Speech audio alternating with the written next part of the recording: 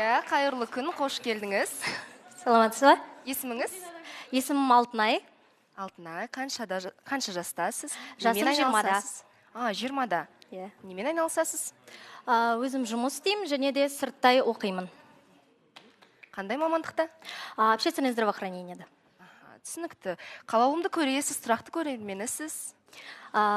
Бұрында көрмейтінмін. Менің құрбым осы бағдарламаны көріп отырған кезде, бір дау болып жатқан кезде көргем. Иә. Ол дауға Ильяс қатысты ма? Әрине. Сол даудың басында тұрды дейінші? Иә, даудың басында көріп, сол кезде Ильясты ұнатып қалатын болатын. Ильястың мінезі ма, болмысы ма, қай жері ұнады?